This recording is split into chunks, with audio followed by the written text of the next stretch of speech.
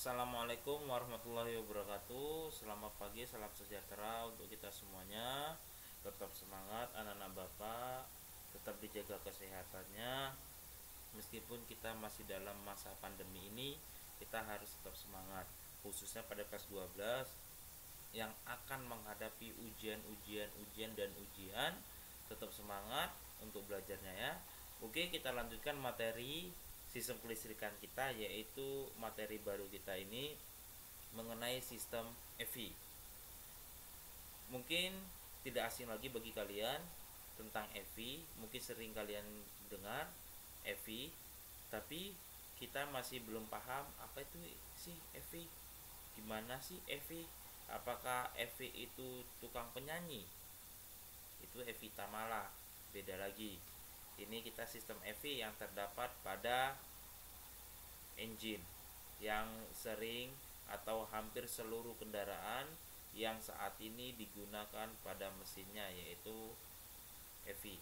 Oke, kita masuk mengenai penjelasan sistem EV. Pengertian sistem EV. EV merupakan singkatan dari Electronic Fuel Injection, yaitu penyemprotan atau penginjeksian bahan bakar sudah dilakukan atau dikontrol secara elektronik. Ini pengertian umum pada sistem EV. Tolong dipahami, dibaca baik-baik dan didengarkan. Kelebihan dari sistem EV dibandingkan dengan sistem konvensional dengan memakai karburator antara lain yaitu nilai campuran bahan bakar dan udara sesuai dengan kebutuhan mesin. Campuran antara bahan bakar dan udara akan lebih homogen. Pembakaran yang dihasilkan lebih baik. Tenaga yang dihasilkan oleh mesin lebih optimal. Emisi gas buangnya yang dihasilkan lebih rendah. Inilah kelebihan EV dibandingkan dengan sistem mesin konvensional yang masih menggunakan karburator. Jadi kelebihan EV itu banyak dibandingkan yang konvensional. Memang kita lihat saat ini terutamanya yang lebih yang bisa dapat kita lihat, kelebihan utama pada sistem EV, bahan bakarnya lebih irit dibandingkan yang karburator. Oke, pada sistem EV terdapat 3 sistem utama, yaitu sistem bahan bakar atau fuel system, sistem induksi udara atau air induction system, sistem kontrol elektronik atau electronic control system. Jadi pada sistem EV ada 3 yang utama, yaitu bahan bakar, induksi udara, kontrol elektronik. Jadi ketiga ini pada sistem EV itu bekerja dengan bersama-sama. Di antara yang ketiga ini, apabila salah satu dari yang 3 sistem utama tidak bekerja, maka sistem EV tidak dapat bekerja, otomatis mesin tidak akan bisa hidup. Kenapa? Karena yang ketiga ini memang sangat penting bagi kendaraan. Mungkin nggak khusus EV saja, tetapi yang konvensional juga penting yang ketiga ini.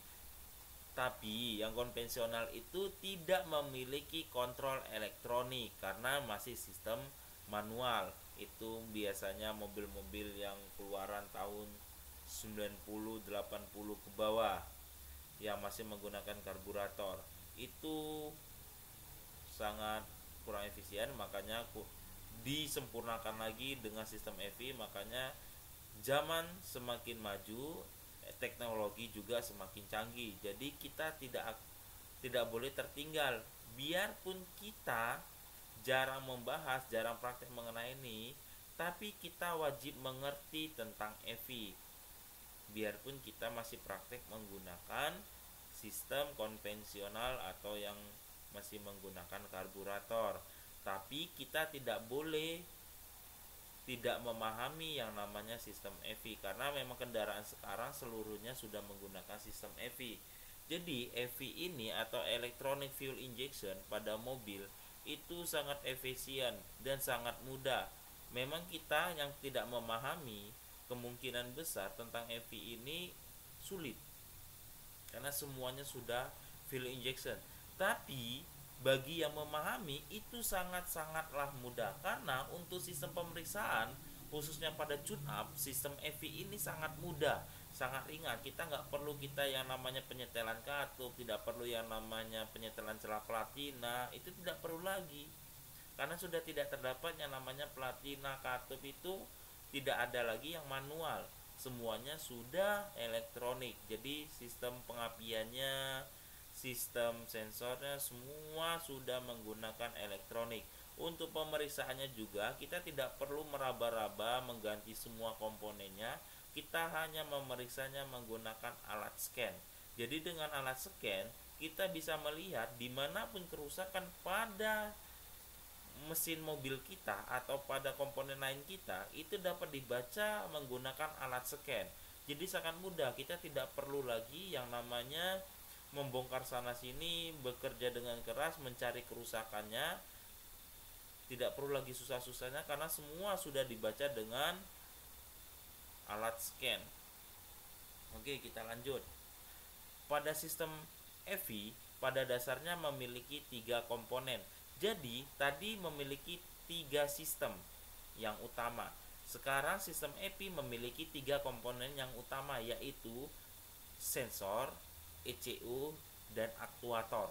Jadi ketiga ini itu harus dilengkapi pada sistem EVI. Jadi EVI itu tidak ada yang namanya memiliki 2 komponen utama, itu tidak ada. Pasti seluruh sistem EVI pada mobil dengan merek jenis apapun, pada dasarnya komponen utamanya ini tetap 3, yaitu sensor, ECU, dan aktuator. Ketiga ini bekerja sama dengan baik dan memiliki fungsi yang berbeda-beda. Oke, kita bahas satu persatu ya. Yang pertama, sensor. Sensor yaitu untuk mendeteksi keadaan mesin, mulai dari bukaan throttle gas, suhu mesin, kevakuman pada intake manifold, dan lain sebagainya. Ada beberapa sensor yang terdapat pada sistem EVI, antara lain. Oke, Bapak di sini meminta maaf apabila ada tulisan yang atau kata yang tidak jelas atau salah pengetikan. Di situ terdapat ada kata-kata throttler gas, itu dibaca throttle gas, dan juga ada di situ ada kata susu mesin. Ini sedikit salah pengetikan, yaitu yang dimaksud dengan susu yaitu suhu mesin ya. Maaf ada salah pengetikan, tapi maksudnya yaitu suhu mesin. Jadi pada sensor terdapat beberapa yang terdapat pada sistem EVI, antara lain ada airflow meter, manifold absolute pressure sensor, throttle position sensor, water temperature sensor, intake air temperature sensor, crankshaft position sensor, oxygen sensor. Jadi ketujuh sensor ini terdapat pada engine atau terdapat pada mesin. Inilah yang disebut dengan sensor. Jadi ada 7 pada mesin.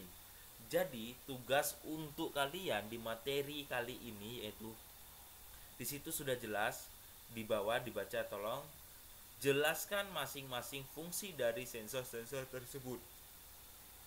Bapak ulangi, jelaskan masing-masing fungsi dari sensor-sensor tersebut. Jadi di sini ada memiliki 7 sensor. Yang pertama airflow meter, manifold absolute pressure sensor, throttle position sensor, water temperature sensor, intake air temperature sensor, crankshaft position sensor, dan oxygen sensor.